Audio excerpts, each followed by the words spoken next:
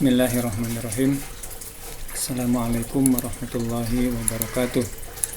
Alhamdulillah, assalatu wassalamu ala rasulillah, amma ba'd. Pada kesempatan ini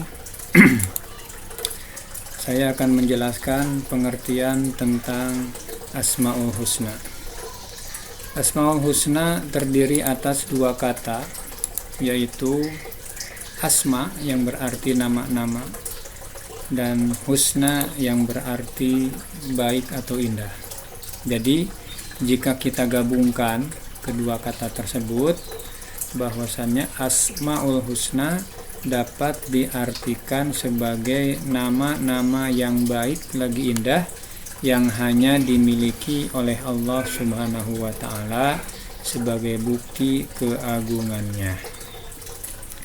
Kata Asmaul Husna tersebut diambil di dalam Al-Quran pada surat Toha ayat 8, di mana Allah Subhanahu wa Ta'ala berfirman, Allahu la ilaha illa huwa lahul asmaul husna. Yang artinya Allah Subhanahu wa Ta'ala tidak ada Tuhan melainkan Dia memiliki al-asmaul husna, yaitu nama-nama yang baik. Itu pengertian Asmaul Husna secara bahasa dan sudah diterangkan di dalam surat Toha ayat 8. Selanjutnya, dalil tentang Asmaul Husna. Dalil yang pertama akan saya sampaikan dalil di dalam Al-Quran, yaitu surat Al-A'raf ayat 7. Surat Al-A'raf ayat 180.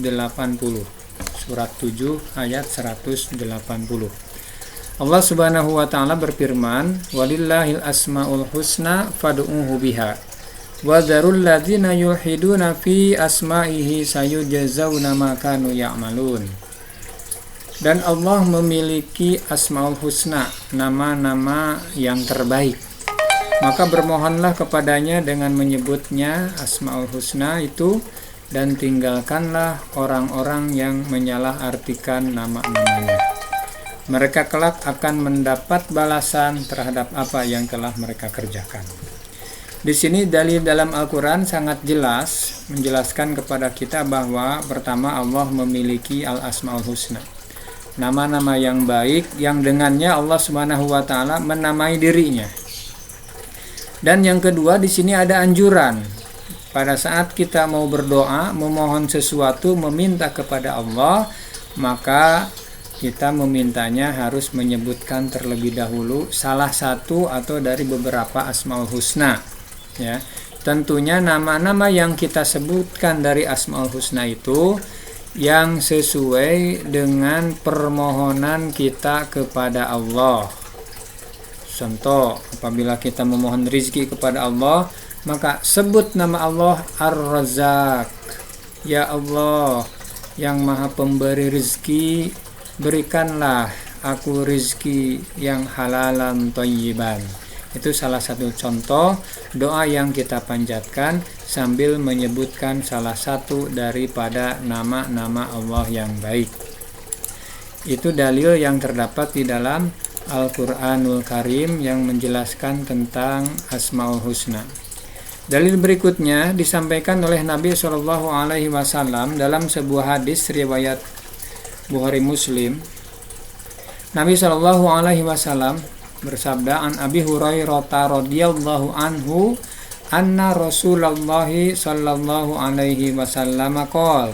Dari Abu Hurairah radhiyallahu an, sesungguhnya Rasulullah sallallahu alaihi wasallam bersabda, inna lillahi tis'atan wa tis'ina isman mi'atan illa wahidan man ahsaha dakhalal jannah, rawahul Bukhari. Sesungguhnya Allah Subhanahu wa Ta'ala mempunyai 99 nama, 100 kurang 1.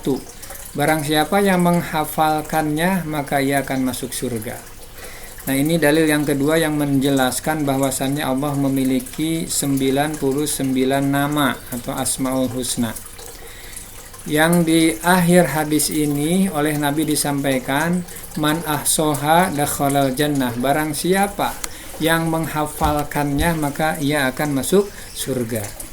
Maka kalimat ahsoha para ulama mendefinisikan atau mengartikan bahwasannya bukan hanya sebatas menghafal secara kalimat per kalimat, tetapi di sini lebih kepada kita harus memahami makna daripada nama-nama tersebut.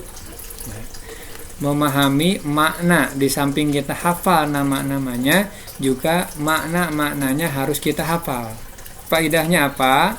Pada saat kita memohon, sebagaimana disampaikan oleh Allah dalam Al-Quran tadi, memohon berdoa kepada Allah meminta sesuatu, apabila kita hafal, faham makna daripada nama-nama Allah yang husna, maka permohonan yang kita panjatkan akan sesuai dengan nama-nama Allah yang kita ambil untuk memohonkan sesuatu itu kepada Allah, ya.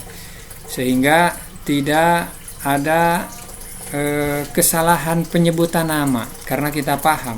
Contoh yang sudah saya sampaikan tadi, manakala kita memohon kepada Allah rizki yang banyak, rizki yang halalan thayyiban, maka nama Allah yang kita sebut adalah Ar-Razzaq, ya, sehingga sesuai dengan apa yang kita mohonkan, ya.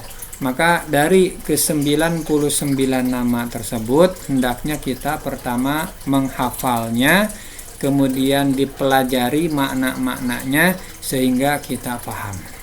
Demikianlah penjelasan terkait dengan Asmaul Husna dengan disertakan dalil-dalil untuk memperjelas Asmaul Husna tersebut, baik dalil dari Al-Quran ataupun dalil dari hadis Nabi Sallallahu Alaihi Wasallam. Semoga bermanfaat dan bisa dipahami. Wabillahi taufik wal hidayah. Assalamualaikum warahmatullahi wabarakatuh.